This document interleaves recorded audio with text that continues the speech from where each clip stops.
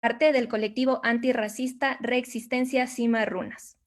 En el 2018 recibió el reconocimiento como defensora de los derechos de las mujeres por el Gobierno de Canadá y en 2019 el reconocimiento como organización social en Ecuador por la labor para el fortalecimiento de los derechos de las mujeres, Premio Valdivia. Bienvenida, Juanita, a este espacio.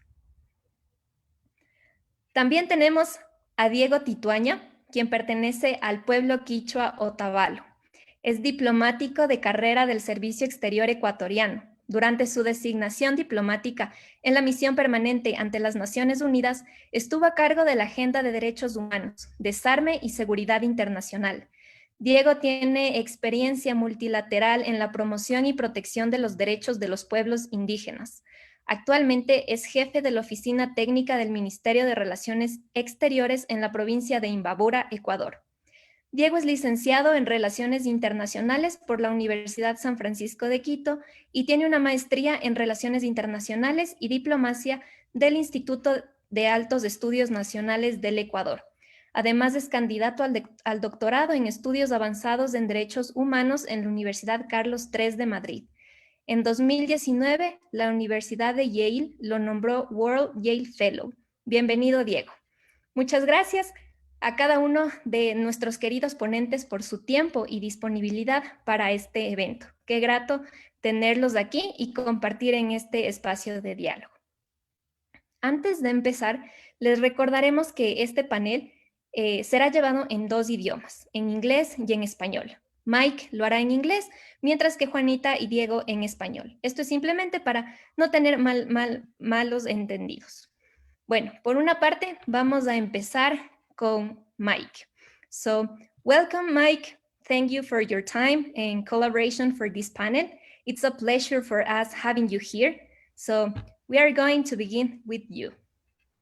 It's a pleasure to be here. Thank you very much. And me agradecería mucho que están acomodando mi lengua, mi idioma.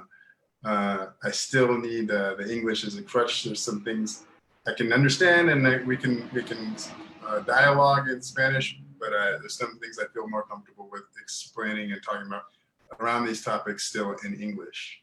So I'm still working on that, and thank you for accommodating that.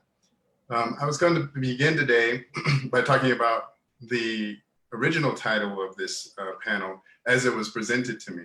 I see that it has changed, and though I welcome the change, I would like to speak on that as well. So originally, the panel was introduced to me as Ethnicity Matters, and right now it's called Diversity Matters. And I would say, while diversity is a good thing, don't stop there. As you can see now in the United States, we have groups called Latinos for Trump, Blacks for Trump. So there's plenty of diversity in the fascist wing that can be used as a double-edged sword. So the point is not to diversify the halls of power, to have Black faces in high places, but to have Black power, to really actually empower the community of Black people. And that's what the Black liberation struggle in the United States is about.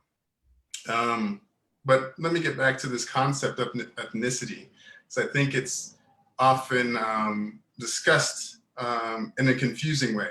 And I think a lot of the times that's also on purpose for the people that have introduced that concept in relation to race.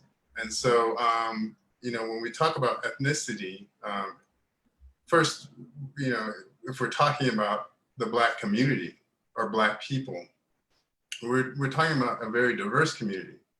We're talking about, first, if you're starting from where people were enslaved, Africans were the societies they were brought from was a diverse range of societies that African came from, a range of ethnicities, different cultures, and of course the cultures in the Americas that the descendants of those enslaved Africans had created are a great diverse culture as well. From the blues created by African Americans in the United States to marimba created by Afro-Ecuadorianos here in Ecuador. And so when we're really talking about ethnicity, what ethnicity is a scientific category which relates to your cultural and genetic history. It's grounded in a concrete history. And race is a social construct related to the hierarchies of power. So the police pull me over because they see my dark skin and kinky hair. They don't pull me over because I'm the descendant of Malian royalty from modern day Senegal. Those are two different, very different things. And I think part of the reason that people confuse and use those things is to avoid talking about racial hierarchies and racial power, and specifically white supremacy, which does exist in Ecuador. And so to talk about ethnicity and diversity is kind of a way, I feel, to gaslight specifically Ecuadorians into believing that white supremacy doesn't exist in Ecuador, and it does. You can see it in the enslaved banana growers who were recently discovered on the coast in Los Rios only 2 years ago through an investigation of the Defensoria here in Ecuador. You can see it in the complete lack of coverage of the racial dimension of COVID-19 deaths in Guayaquil this past April, which has the largest Black population in the country. That's rarely noted. And it's no coincidence then that the worst outbreak in the country was allowed to happen there. You can even see it in those racist Jim Crow era figurines they sell in Esmeraldas with, you know, the exaggerated lips and the bulging eyes and always smiling and laughing, you know, with the idea that, you know, Africans don't have any good sense to be pissed off about the conditions that they're living in. And we do, you know. And I know this about Ecuador because I lived through it in the United States. And so I think it's good to give, if we talk about Black Lives Matter and the Black Lives Matter movement, then we should talk about the context that that movement came out of. We should remember that Black Lives Matter began, under the administration of the first Black president of the United States. Again, diversity, but where does that get, where is going? Diversity only goes so far, right? Because at that same time, you have a Black president and you have what was called the age of colorblindness, where, you know, we were supposed to be post-racial. Then economically, the Great Recession, which took place just as Obama was entering power, destroyed 60% of Black wealth in the United States. So a third of Black families have zero or negative net wealth, and that was in 2010. So now we're you know, not talking about the COVID-19 economic crisis, which is even worse than those inequalities. And to put this into perspective, at the end of slavery, Black people owned 0.5% of all the wealth in the United States. Today, Black people own about 1% of all the wealth in the United States. So not much has changed in regards to wealth, in regards to power, in regards to the racial hierarchy, and the economic aspect of that hierarchy. And then, you know, getting to more about the origins of this movement, we can look at prisons. And at that point, we know, I think we're all familiar with, we have with the term mass incarceration. And mass incarceration has imprisoned 2.2 million Black people. 2.2 million people, sorry, at any given time in the United States are in prison. And this population, there are more Black people in prison are under state supervision in the mass incarceration system than there were under 1850s chattel slavery. And so this reproduction of this captivity of the social death of Black people continued under that period. And then getting more specifically to police, who kill around 1,000 people every year in the United States, and that Black teenagers are 9 times more likely to be killed by police than white teens. And so this is specifically a target of Black young people. And so what Black Lives Matter emerged as in 2014 as a movement in the streets was the hashtag came about in 2012, but the movement in the streets in 2014 emerged as a rejection of the power structure acceptance of Black death, both socially and physically, as a given, as a fact of life. And that was no longer going to be accepted by this generation.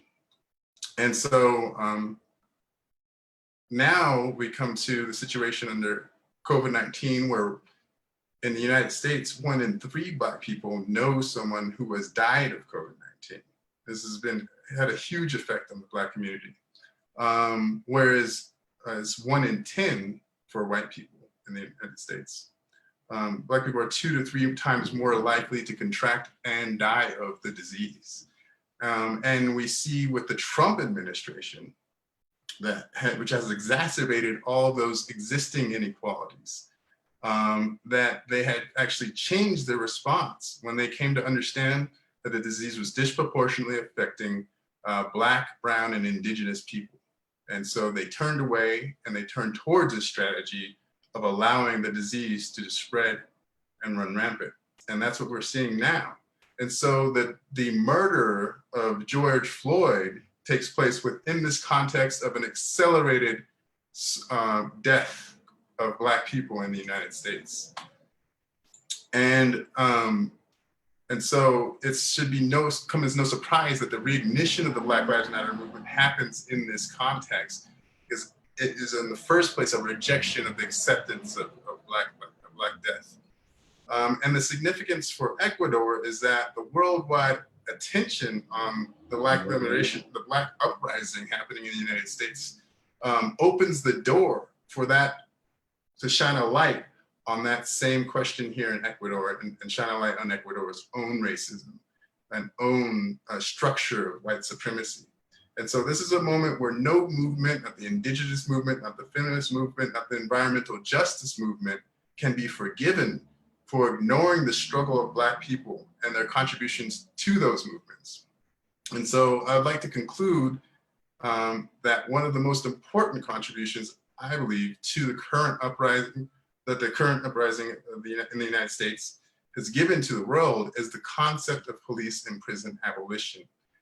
In 2014 and 2015, those concepts were very marginalized and they did not break through the mainstream.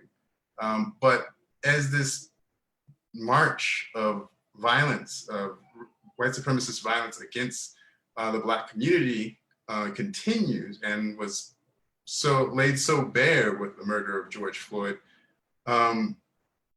the question could no longer be ignored about the institution of policing itself and the role that it plays in racial capitalism, which is to be an occupying force in Black, brown, and indigenous communities. And so here in Ecuador, that applies as well.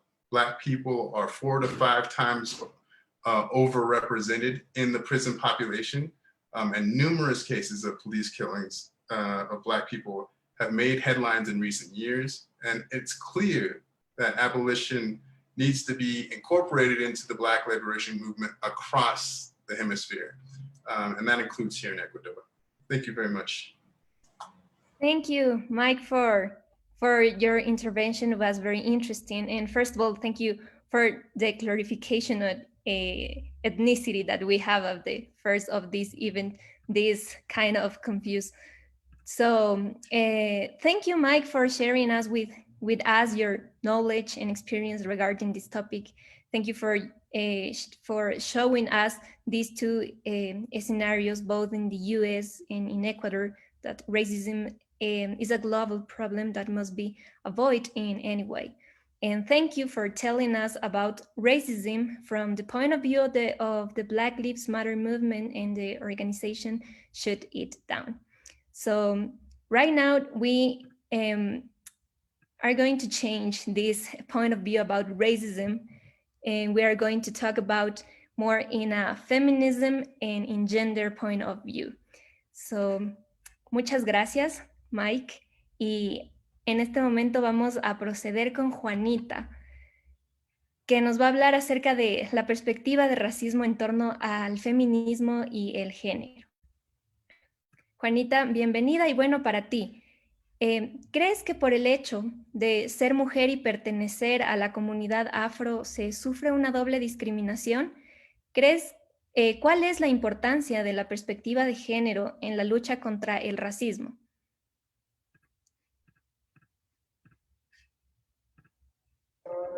Hola con todos, con todas y con todes. O sea, primero, gracias por la invitación. Creo que importante, yo escuchaba a Mike y leía un poco la traducción al mismo tiempo. Y muchas de las cosas que hablaba Mike es complejo no de pensar o no decir qué está pasando también en Ecuador, ¿no? Cómo ha venido todo, la situación aquí, tu piel es transfronteriza y desgraciadamente los prejuicios y el racismo, las violencias también lo son. ¿Qué significa ser mujer en un contexto del Ecuador? La respuesta es inseguridad. Y si me preguntas qué significa ser mujer negra en un contexto como el Ecuador, la respuesta también es inseguridad, pero con otras matices, porque nuestros cuerpos están no a la inversa como como en el primer ejercicio, pero sí criminalizados. Y hablar de cuerpos criminalizados por su color de piel implica también reconocer otros elementos de un Estado que no hace el esfuerzo por solucionar ese problema. Y cuando hablo de un Estado me refiero a que no es solamente la sociedad civil, como en algún momento lo decía el ministro de Salud, no es solamente la sociedad civil la que tiene la responsabilidad de generar el ambiente, sino cuál es la responsabilidad de los estados de incentivar sus esfuerzos o generar algunos mecanismos de prevención o erradicación de violencias, de racismo, de discriminación, o su aporte para una sociedad mucho más justa y más equitativa. Por desgracia, siempre decimos las mujeres empobrecidas de las periferias, que además sobreviven o estamos viviendo dentro de los márgenes del Estado, porque además siempre actuamos fuera del Estado para que el Estado se sostenga como tal. De las principales.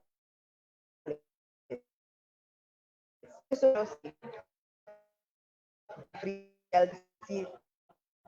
de votar. Justamente que habla y afrodescendientes.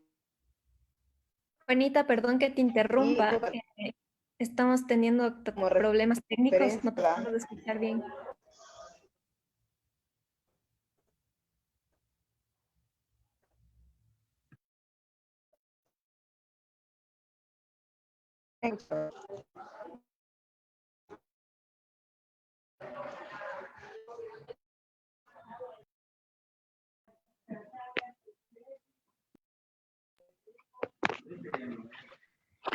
Bueno, Juanita, creo que se nos acaba de ir, pero bueno, vamos en hola, este momento. Juanita, ya, sí, disculpen. ya, listo. ¿Hasta dónde me escucharon? Para retomar con ustedes y no repetirlo todo.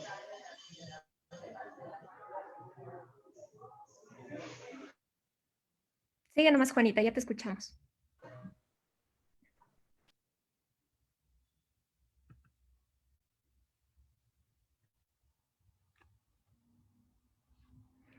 Bueno, creo que Juanita sigue teniendo problemas técnicos y vamos ahora con Diego. Vamos a tomar con Diego la siguiente ponencia, hasta que Juanita pueda arreglar los problemas técnicos. Bueno, Diego, bienvenido a este espacio de diálogo. Justamente leyendo un poco de tu biografía, nos hemos dado cuenta que eres un gran profesional, nos has representado de una manera sobresaliente en el exterior y especialmente en Naciones Unidas.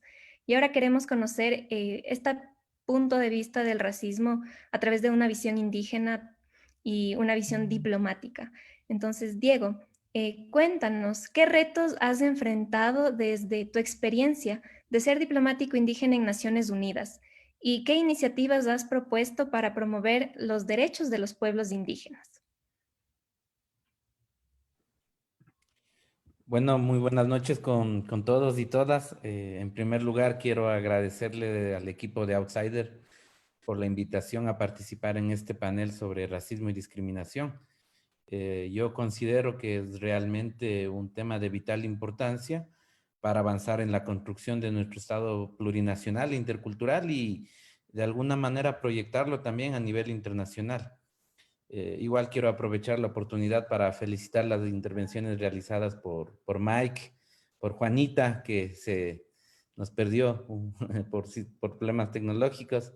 Mike, I really enjoyed and learned a lot from your intervention. Thank you so much for sharing. Y Juanita, espero que ya continuará, ¿no?, con su presentación y podremos seguir aprendiendo. Y creo que estas experiencias son importantes conocerlas. Y estos tipos de encuentro también es importante tenerlos porque nos ayudan a mejorar nuestra comprensión sobre los procesos y las dinámicas que se realizan o que se desarrollan en el marco de estos temas a nivel mundial. Y en este mes, en estas últimas semanas se han visto algunas acciones, ¿no?, en diferentes ámbitos sobre este tema. Y bueno, María Belén, gracias por el planteamiento de preguntas. Retos que enfrenté como diplomático indígena en Naciones Unidas, pues yo podría decir que son varios retos y desafíos. Eh, Menciono esto probablemente porque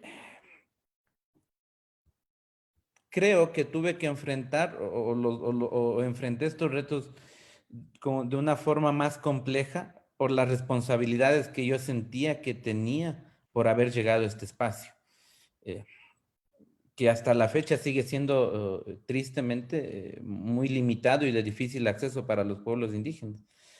Solamente enfocándonos en nuestra región, por ejemplo, yo era el único diplomático indígena en Nueva York.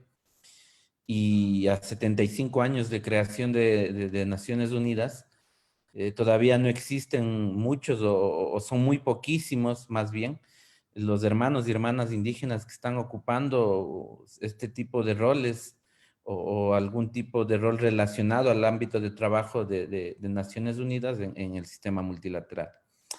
Entonces, bueno, por eso creo que es un poquito más complejo, ¿no?, los retos que creo que tuve que afrontar por esta responsabilidad. Y además de eso, bueno, puedo decir que posiblemente yo no sentí o sufrí un racismo o una discriminación durante mi estancia en Nueva York, pero creo que el sistema como tal y la ausencia de presencia de más hermanos y hermanas indígenas como diplomáticos responde justamente a un racismo y una discriminación estructural que tenemos que superarla. Entonces, yo no sé, ¿no? Espero que la vida me dé la oportunidad de regresar a la ONU o a visitar más adelante este espacio otra vez, pero sí me encantaría tener o ver la presencia de más pueblos originarios de una manera más fuerte y más activa.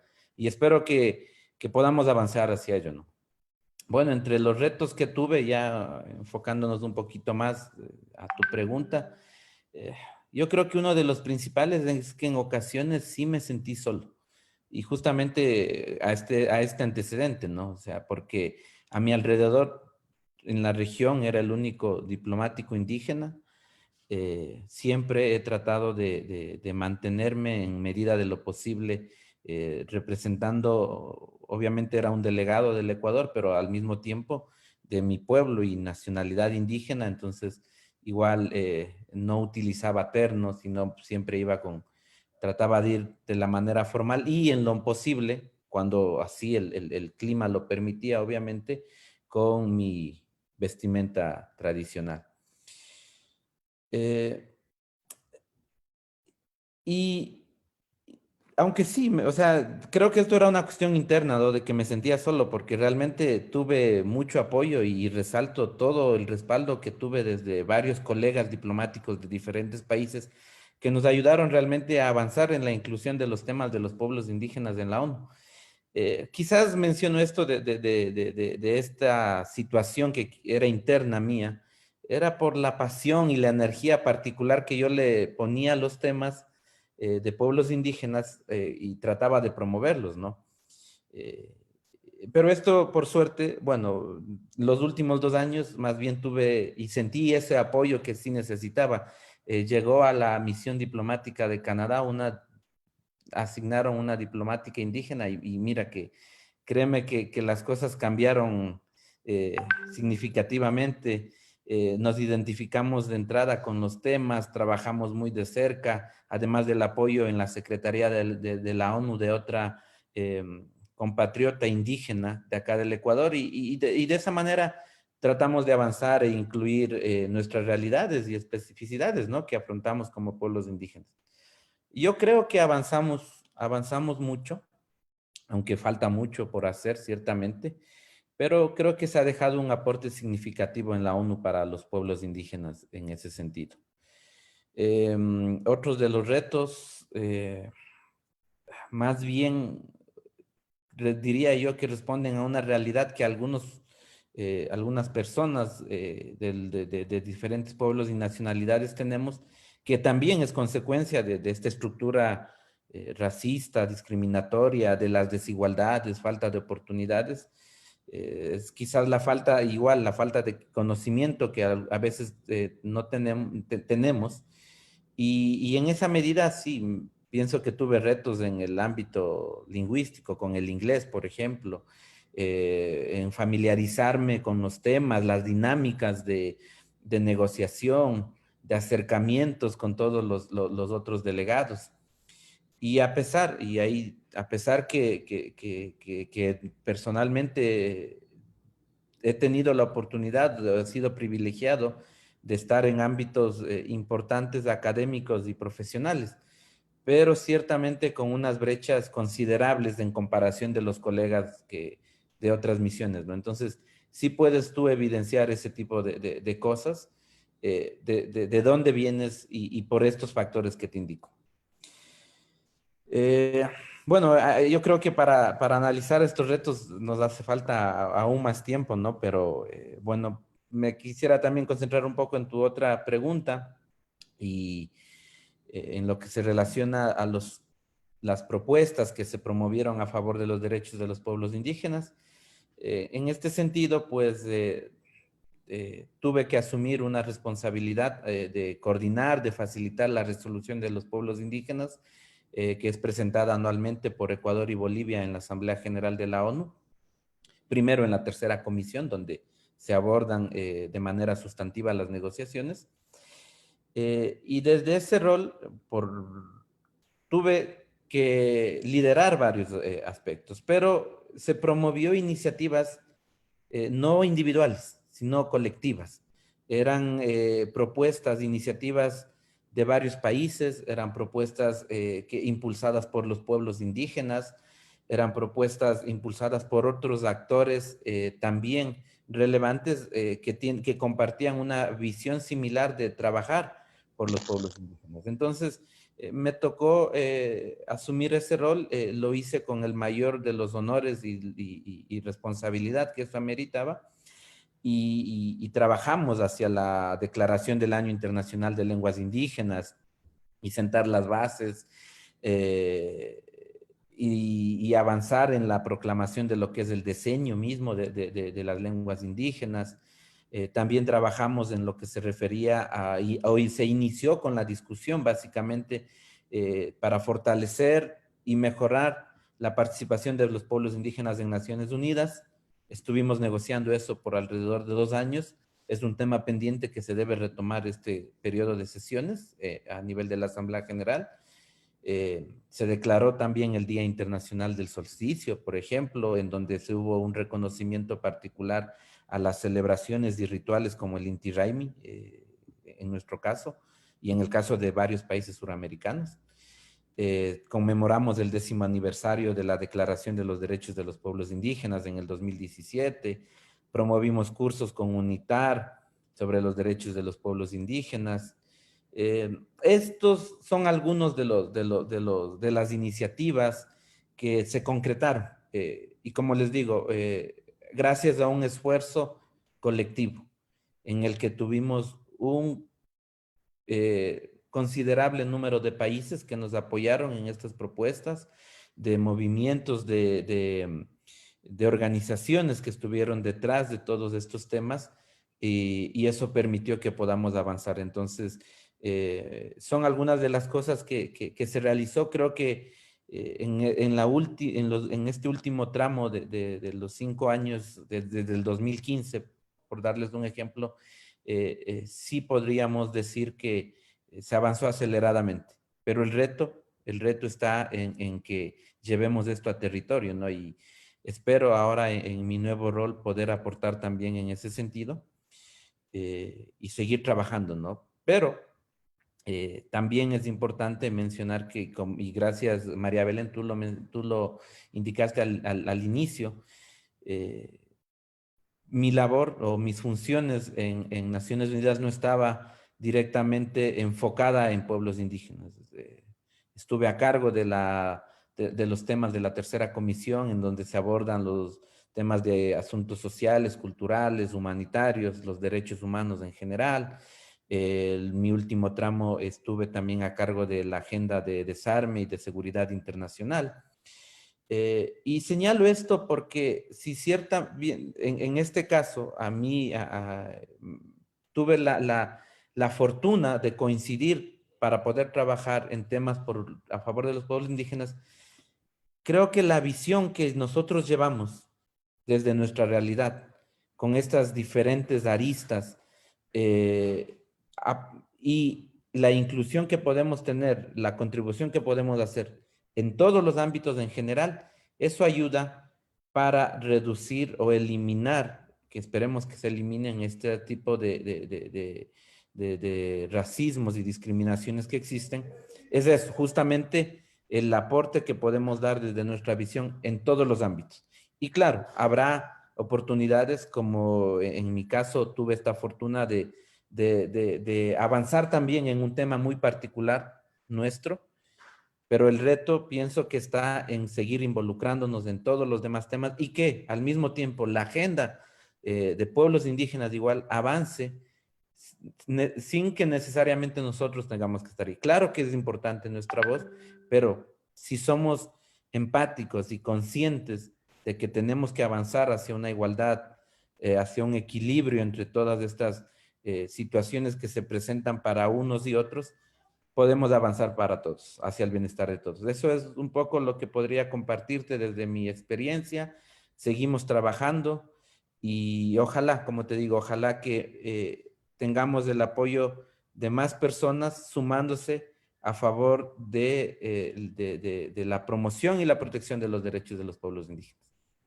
Gracias, Increíble, María Belén. Diego. Muchas gracias a ti. Y yo solamente quiero acotar en que todos estos retos que nosotros vamos adquiriendo a lo largo de nuestra vida nos hace ser personas mucho más fuertes, y eso tú lo has demostrado. Tú nos decías que te sentías solo en en ONU, en un espacio comúnmente dominado por blancos, se podría decir de esta manera, y creo que eso te ha fortalecido a ti para poder dar tu punto de vista, tu experiencia en sí como tal, como perteneciente a un pueblo indígena del Ecuador en Naciones Unidas, y dar a conocer todo este respaldo que necesitan en Naciones Unidas, más inclusión,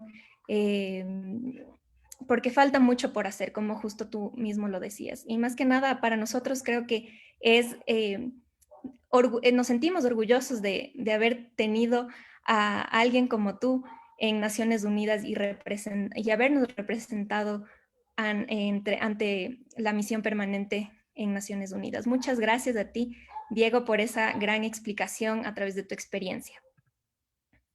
A continuación, vamos a seguir con Juanita, si ya la tenemos por aquí. Hola. Tal vez, Juanita, sería mejor si apagas tu cámara para no tener tantos problemas con internet. Sí, dame un segundo. Ya. Ahí me escuchan bien. Hola. Sí. Ya, perfecto. ¿Cómo están? Mil disculpas por ya temas de la tecnología, ya se escapan de nuestras manos del acceso al Internet. No sé si me repites la pregunta para no Claro, con... claro, Juanita. Y tal vez no sería mucho mejor que le apagues a la cámara Estoy con mis para datos evitar. ahora. No, Ah, tranquila, ya, continuemos. listo, perfecto. Entonces, bueno, nuestra pregunta para ti era prácticamente, ¿crees que por el hecho de ser mujer y pertenecer a la comunidad afro se sufre una doble discriminación? ¿Cuál es la importancia de la perspectiva de género en la lucha contra el racismo?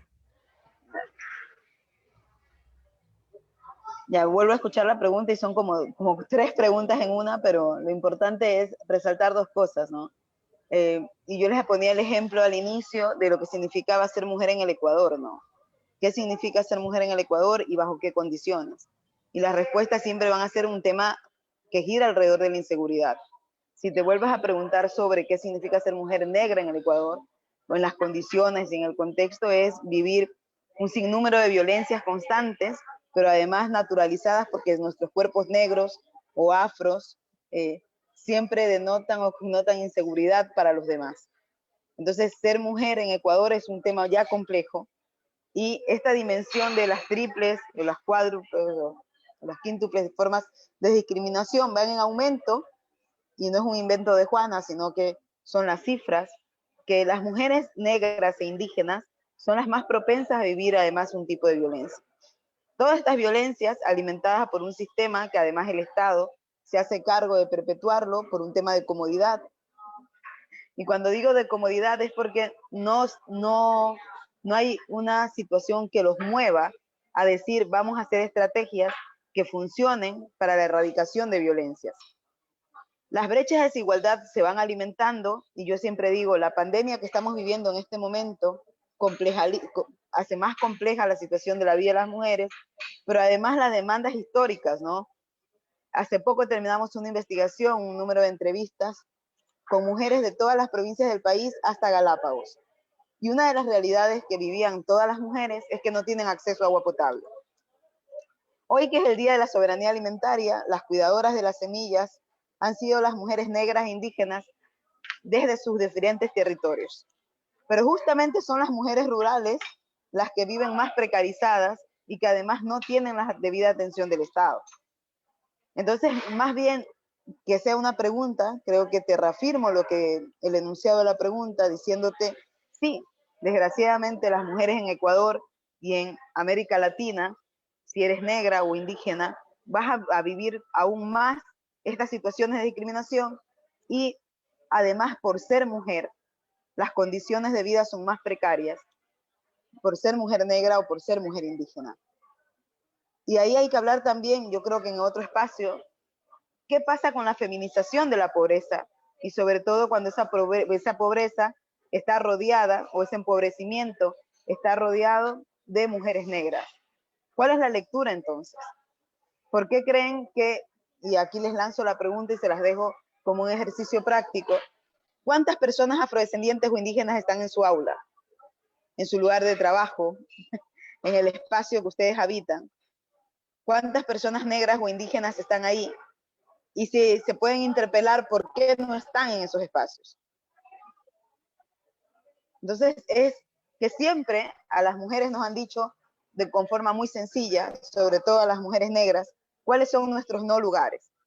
Y la marginalidad de esos lugares dicen que son los asignados para nosotras, pero el centro del poder no está asignado para las mujeres negras. Por desgracia, yo creo que una de las formas es estando, ¿no? Pero también hay que analizar cómo es estar en esos espacios de poder, o cómo es estar en la ruta para las construcciones de políticas públicas, o en la academia, o en los espacios de formación, o en el sector público. ¿Qué pasa con nuestra estadía en esos lugares?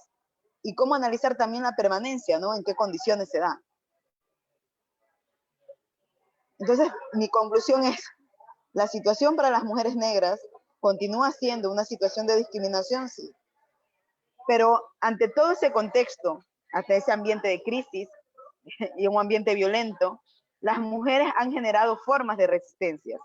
Y esas formas de resistencia van variando, ¿no? Desde el lenguaje, desde la metodología, desde la tecnología también, porque algo que nos han rechazado siempre en la historia es reconocer que nuestros territorios tienen tecnología, que tienen una espiritualidad, que tienen formas de incidencia política, de resistencia política también. Y lo otro que no quiero como borrarlo es que no puede haber un proceso de desarrollo sin que las mujeres estén presentes. Y desgraciadamente, y tomo mucho el tema del contexto de pandemia, porque la pandemia justamente visibilizó esas urgencias, ¿no? Temas que no se analizaban, hablar de salud menstrual, hablar sobre el tema del acceso a la información y la formación para sectores rurales, en qué condiciones se generan ese tipo de acceso, cómo está el acceso a tecnología material, ¿no? O sea, te hablo de computadoras, tablets, de internet, en las comunidades que además tienen todo un tema de reserva, de cuidado, y cómo está llegando y qué calidad de educación está llegando a esos territorios. Pero los datos siguen mostrando que las que continúan en la marginalidad son justamente las mujeres que están en las condiciones empobrecidas. Esa marginalidad en condiciones empobrecidas son mujeres negras, afro, montubias. Entonces no hay una compensación ante las brechas de desigualdad, no hay una solución, pero no hay la solución porque al Estado no le da la gana. Y mientras tanto los territorios continúan sobreviviendo ante esas condiciones precarias con sus propios mecanismos. Y creo que en estos momentos una responsabilidad de la academia no es llegar como colonizador, ¿no? Porque además cuando estamos en la universidad creen que somos como, nos han hecho creer que tenemos el poder de ir a las comunidades, sacar la información, sentarnos en un escritorio, escribir e irnos. Cuando la responsabilidad de construcción, de conocimiento colectiva, y sobre todo cuando es para respetar el territorio como memoria de conocimiento, tiene que ser con la academia, invitados, pero también cuidadosos, ¿no? Y cuidadosas de cómo producimos eso, cómo reproducimos esos conocimientos o saberes. En estos momentos creo que estamos haciendo un esfuerzo bastante grande para que las protagonistas de sus historias territoriales se transformen en investigadoras, pero también en que cuenten cómo va el desarrollo de su trabajo. Y creo que en estos momentos somos una generación con privilegios, de poder tener más herramientas para hacer visible todo ese trabajo. Y a mí no me gusta hablar de las mujeres negras empobrecidas, me gusta hablar de las mujeres negras que resisten, que son resilientes también, porque tenemos una memoria de dolor, que la conocen todos y todas, pero que esa memoria de dolor también ha servido para reconstruirla, ¿no? En cantos, en cultura, en bailes, en otras formas de expresión que nos hacen espontar, en documentales, fotografía, que nos ayudan como otras narrativas, ¿no? Cómo estás contando la memoria del dolor del territorio. Pero yo creo que en estos momentos también es importante visibilizar, sin romantizar la precarización de vida, cuáles son esas estrategias de resistencia y resiliencia que tienen nuestros territorios desde las mujeres negras, luego de pasar todo lo que pasamos día a día por nuestras formas, por nuestras estéticas, por nuestros lenguajes. Entonces eso, compa, o sea, es lo único que te puedo decir. No, Juanita, muchas gracias a ti por tu intervención y darnos esa importancia de también conocer el racismo desde esta perspectiva de género y de feminismo. No solamente ver lo que nos, como la punta del iceberg, sino también ver lo que existe debajo de eso. Y más que nada lo que rescato de tu intervención es esta pregunta que nos dejas, ¿no? ¿Qué significa ser mujer en el Ecuador? Que no solamente tiene una única respuesta, sino que es muy compleja. Te agradecemos, Juanita, a ti por tu intervención y a cada uno de nuestros ponentes, a Diego, a Mike, por comentarnos acerca del racismo desde estos diferentes puntos de vista. Bueno, a continuación vamos a dar paso a las preguntas del público. Está abierto para que nos realice. Bueno, tenemos aquí la primera pregunta, que es de Martín Bastidas para Diego Tituaña. ¿Piensas que las protestas de octubre del año pasado cambiaron la forma de ver a las personas indígenas? ¿Y cómo se verá reflejado estas protestas en las elecciones del 2021?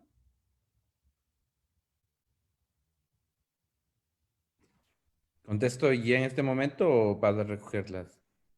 Sí, Diego, para ti. en este momento? Bueno, sí, evidentemente hubo podríamos así decirlo, un renacimiento en cierto sentido.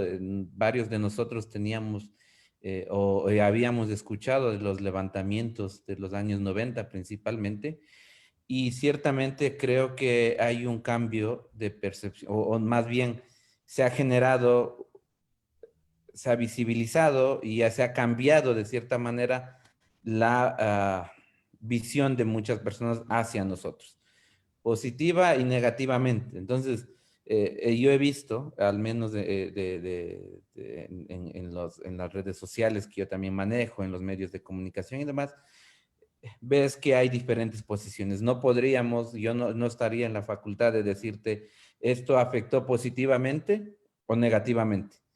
También estoy a la espera de las próximas elecciones para ver justamente o medir básicamente en qué medida aumentó positivamente o afectó negativamente.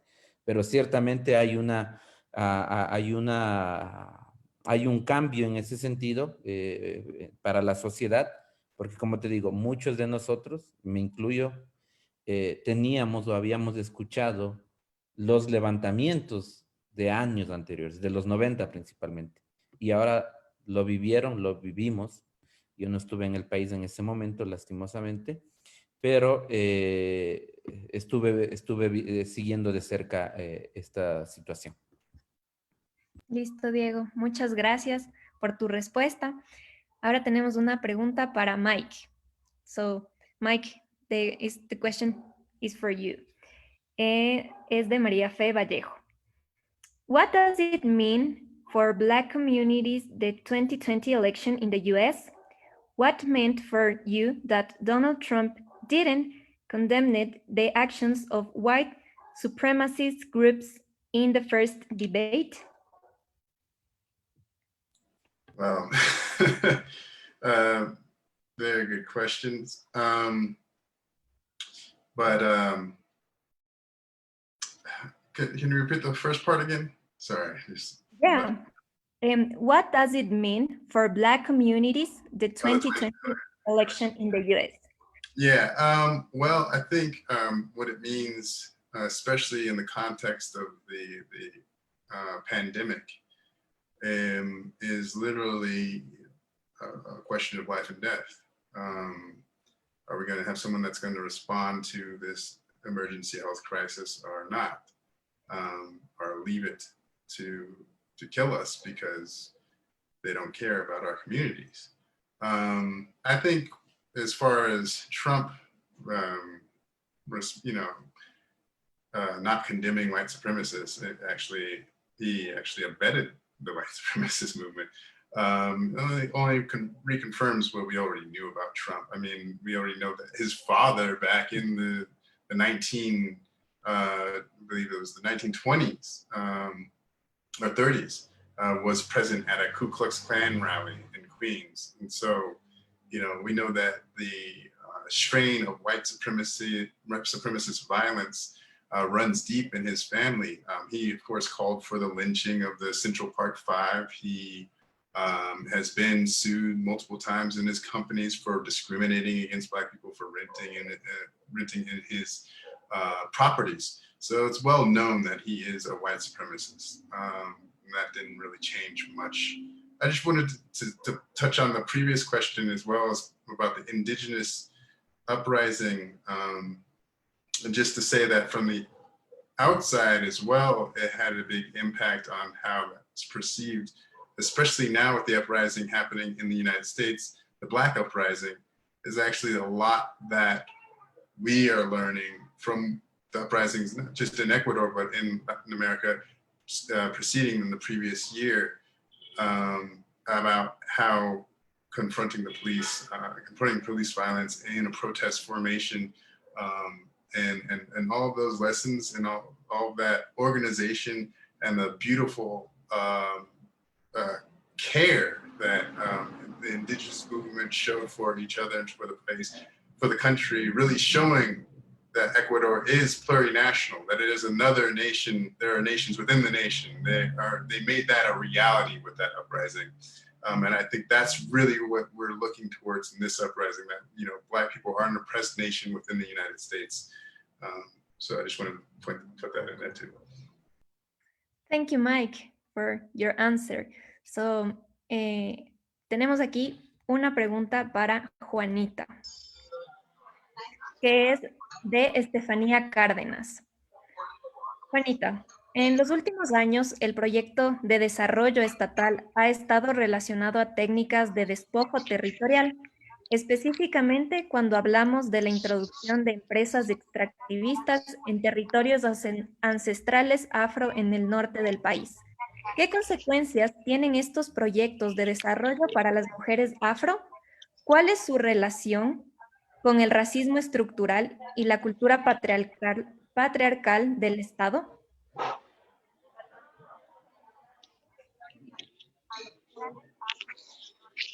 Hola, ya, perfecto.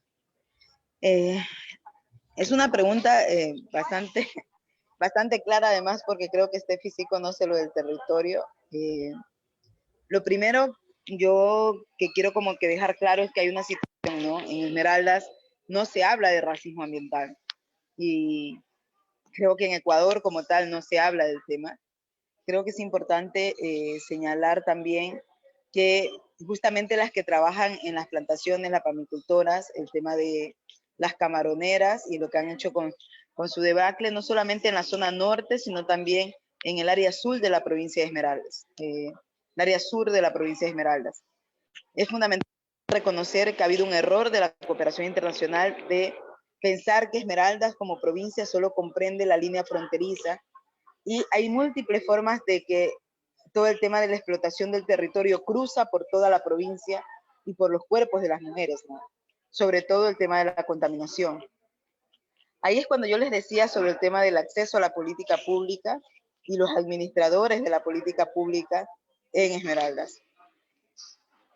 La afectación hacia las mujeres hay por varias vías, ¿no? El tema del sector inversor o el sector que está haciendo la explotación y la mal llamada compensación social, que creen que siempre se traduce a canchas cuando la gente se está muriendo con cáncer.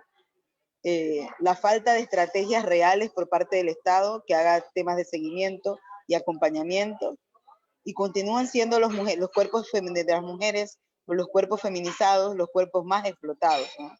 Y ahí hay que segregar también el tema de varios elementos como trata, tráfico con fines de explotación y matrimonio servil, la identificación del tema de cuerpos contaminados y enfermedades que no estaban antes y que aparecieron alrededor de la explotación petrolera, minera y la expansión de plantaciones camaroneras o de las piscinas y todo lo que implica los químicos, los monocultivos como tales como la palma africana o la explotación minera artesanal. Y quienes están alrededor de todas esas cadenas económicas son las mujeres, las niñas y los niños, ¿no?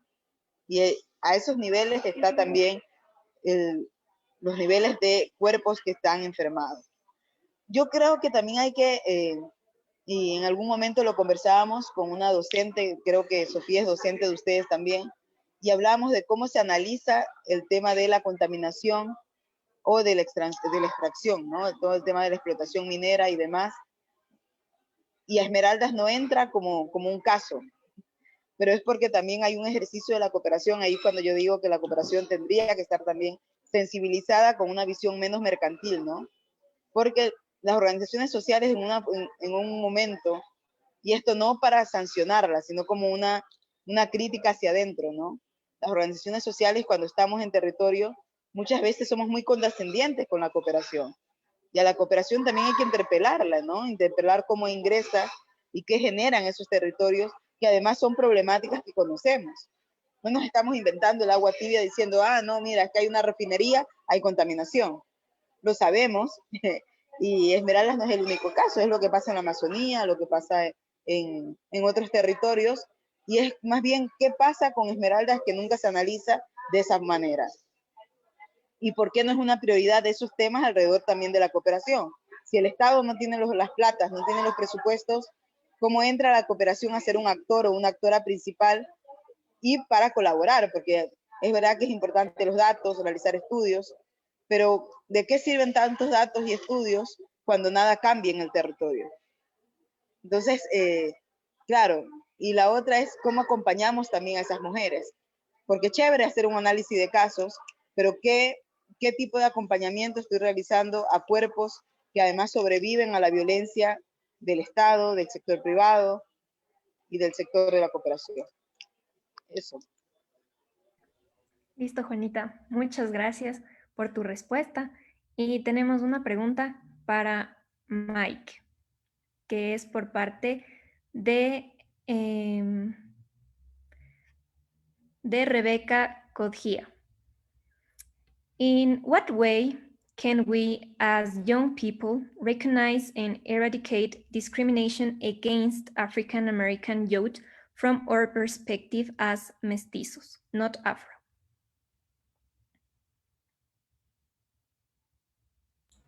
Well, I think the most important part is to reframe how you're looking at the problem, because the problem isn't that, you know, simply discrimination. The problem is a question of power. And so instead of thinking about how you can eliminate discrimination or discriminating against Black people, think more about how you can be in solidarity with Black people in achieving power over their own lives and for self-determination, and Black communities, and their struggle for resources and for development on their own terms. And so I think the real question needs to be how can you be in solidarity with Black communities? Discrimination, I mean, there's so many different levels of discrimination. You can have implicit bias that people talk about. And there's been all these things about these trainings of police officers about implicit bias and how your brain automatically assumes certain things.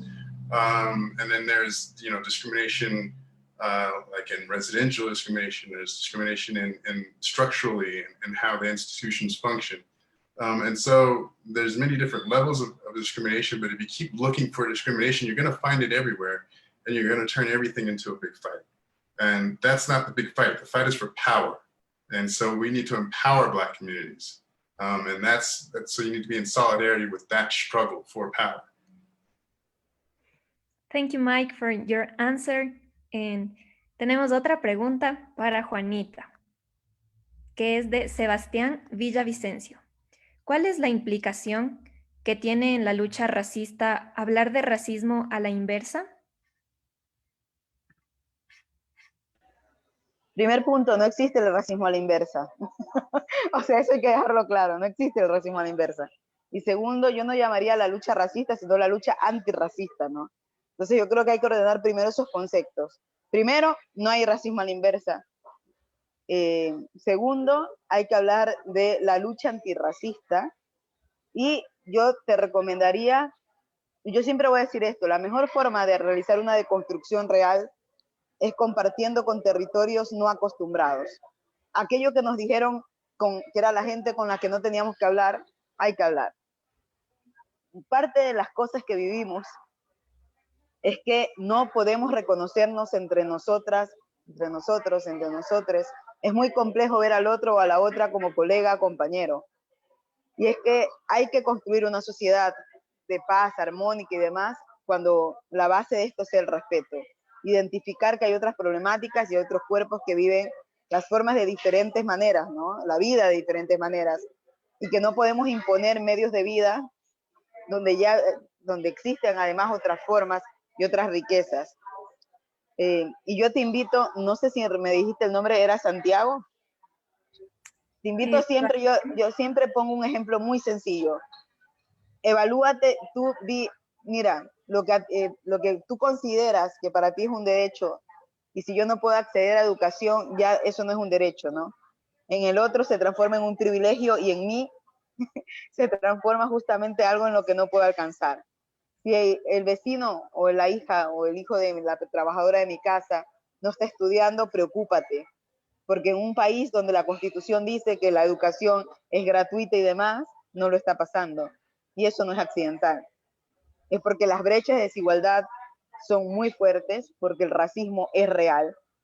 Y además que hay que pensarnos también qué situación de privilegio tengo yo ante una realidad, y es que el 70% de la población en el Ecuador se dedica a un trabajo informal sin garantías de derechos, y que eso reproduce familia, y que eso no poder acceder a derechos también lo reproducen en sus familias. Yo no sé si es el momento para decirles esto, pero hay que desconstruirnos, ¿no? Como una apuesta política, y hay que desarmarnos en temas de interpelarnos también casa adentro, en qué país estamos y qué apuesta política queremos hacer para construir un país donde todas y todos podemos entrar, ¿no? Y que no sean nuestros cuerpos una limitante para hacer o estar en un espacio. Eso, compa. Muchas gracias, Juanita. Tenemos la siguiente pregunta para Mike de Tamara Trounsel. What factors demotivate Black voters in the US? Demotivate them from voting, I should say. Well, I mean, if you listen to my presentation in the beginning, I pointed out the fact that you know, when Black people were emancipated themselves from enslavement after the Civil War in the United States, they only owned 0.5% of all the wealth in the country. Today, that's only still 1%. So, what factors can demobilize you? The fact that things don't change, and the fact that, you know, the way that voting works in the United States, it's a very much a way to dissipate and distract from radical struggle that will actually change those kinds of inequalities. And so a lot of the electoral machinery gets going, and it's every 2 years. And so you make all the organizations put all this effort into votes and casting ballots, and no one's doing anti-police brutality work. No one's doing anti-poverty work. No one's doing you know, child care and radical education. And so it's really a way to suck those resources out of the community and co-opt them, whatever resources the community does have, into a gesture every 2 years that changes very little. Now, I think that, you know, that's not, in general, the main problem. Black people voting, I mean, Black people vote in large numbers and high percentages in the United States. And they are an important voting bloc in the US. And so they continue to do that, even against the efforts to take away the rights of African Americans to vote. There's several laws, and the Voting Rights Act, for which we all know the name Martin Luther King, famous, he came and fixed racism in the United States, and now there's no discrimination, everyone can vote. Well, that act has been gutted by the Supreme Court in 2012, and so, or 2013. And so there's no actual enforcement of that act anymore. And many states are continuing to pass further voter disenfranchisement laws that restrict the ability of particularly Black people to vote and to register to vote. And so there's still a struggle around voting rights as a essential right of citizenship, right?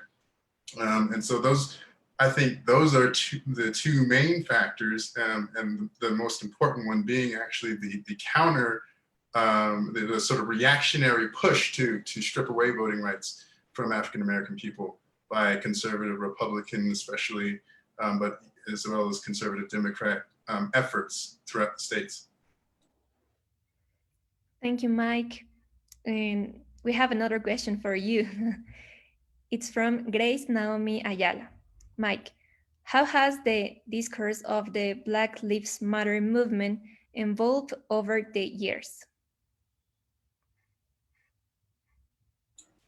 Well, I think, like I said in the presentation, the big evolution that has taken place is first that, you know, there's still this emphasis on Black men being killed by the state. And that's always been a injection of patriarchy into the way that the movement operates. But of course, the movement comes from Black feminist perspectives. And so there's always been this push in the discourse to incorporate and talk about state violence against Black women, against queer and trans people, Black people. And so right now, of course, as you see with the uprisings around Breonna Taylor's murder and Tony McDade's murder in Florida. And so I think as it's changed, it's been able to incorporate more of an understanding of how patriarchy plays a role in white supremacy and capitalism and racial capitalism, and how that state violence is orchestrated through that. And that abolition, because of that, abolition of police and the concepts around abolition, which is a feminist concept, it comes from the Black trans woman in the United States, particularly around police abolition, because Black trans women really have no recourse to the police in the United States. They're so criminalized and marginalized by society. And so that concept has become to the foreground in this current stage of the uprising. And I think that's one of the most important ways how the Black Lives Matter discourse has changed since 2014. Thank you so much, Mike. And tenemos la última pregunta, que es para Diego. Nos hace Sol Revelo la pregunta. Diego, ¿qué harías tú siendo una persona influyente en la comunidad indígena y en el Ecuador para unir a los ecuatorianos después de la ruptura social que tuvo lugar en octubre de 2019? Bueno, esto es la primera parte no tengo esa aspiración. Mi intención es seguir trabajando en el ámbito profesional, desarrollándome en el ámbito académico. No sabemos a dónde nos lleve, obviamente, nuestros caminos al futuro, pero en caso que pudiera tener esta oportunidad quizás de influir de alguna manera positiva a nivel general con la sociedad ecuatoriana, en este caso específico yo tendería a unir puentes, a crear espacios de encuentro. Algo que Juanita resaltaba me parece importantísimo. Muchas veces, y lo que ella nos recomendaba, ¿no? Conozcamos al otro, conversemos con quien no hemos conversado. Y para entender justamente las causas y las consecuencias en varios de los sectores, que de alguna manera, como les digo, yo tengo evaluaciones tanto positivas como negativas, pero para entenderlas, tanto de todos los sectores, hay que compartir con el otro, hay que entender cuál fue la situación que llevó a eso y cuál fue también la otra reacción. Entonces, entendiendo esas dinámicas de todos los sectores, creo que podemos avanzar hacia esa unión. Y para eso tenemos que tender esos espacios de encuentro. Creo que eso ayuda mucho a que podamos tener empatía con la otra persona, y a partir de esa realidad, de ese conocimiento, de esa comprensión de las diferentes reacciones que todos tenemos, podríamos intentar avanzar en esta construcción que les había dicho del Estado plurinacional e intercultural que somos. Listo, Diego. Muchas gracias por tu respuesta. Y especialmente muchas gracias a todos y todas por su participación.